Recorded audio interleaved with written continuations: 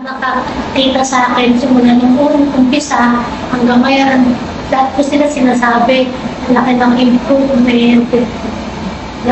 Pero sinasabi po nila sa gamot nila, pero alam ko po sa feeling ko sa placenta po yun. Kasi simula lang po nung take ko pa ng ganun lang po, yung talagang gumihawa yung pakiramdam ko. Kahit po yung may isa pong doktor na lagi po pangit sinasabi niya, pero simula ako nung ang ganda na nung sinabi niya na malaki nga po yung improvement sa akin. Saka yung pag pinapakinggan ko nila yung baga ko, konting-konti na lang daw po yung yung naririnig nila na plema. Dati po talagang ang lakas daw po ng madami daw po.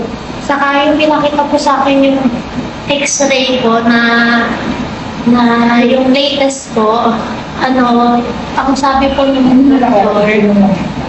ng doktor, parang maliit na daw po dati yung baga ko, may cut na daw po, tapos hindi na po kita kasi parang na po ng mga plema.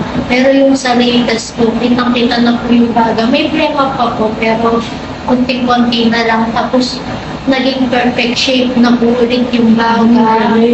Opo. Kitang-kita na po ulit, black na po. Hindi pa tulad dati na parang ulap na puti, ganyan. Kalahati na po. Tapos may cut po talaga. Parang putol na po yung sa baga. opo. May perfect shape na Perfectional. So, talagang Kasi parang lumala siya dun sa pneumonia. Pneumonia. Parang sa komplikasyon ng pneumonia, ng leukemia lumala. Kasi nga, gawa nga ng dugo mo na yung infection ng dugo.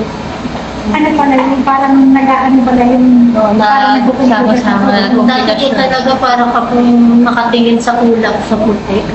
Ngayon, kita mo na po ulit yung bago. Grabe, ganun kaganda yung elixir natin, grabe.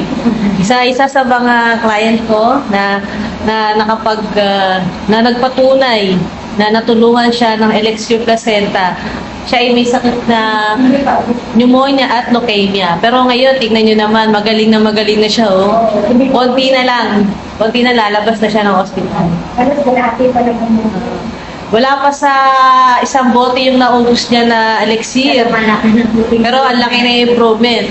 Halos 2 weeks pa lang siya nakakainom, mo, tinan mo.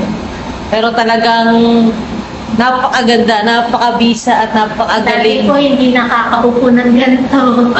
Kasi sobrang hina po talaga. Ngayon po, ito, nakakaupo na. Nakakain na ng madami. Dati po, 3 subo lang. Wala nang gana.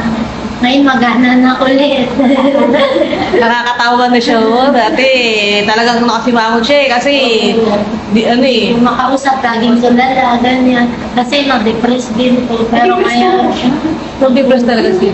po, lagi po, nga po inano na kami sa psychiatrist. Oo, nalito siya. Kasi kung ano na po yung mga sinasabi ko.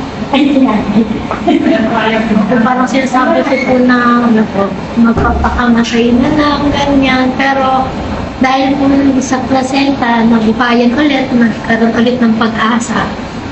Thank you po. Kaya kayo doon ng mga katulad ng kapatid. Salamat po sa elixir. Thank you po sa elixir. Madami.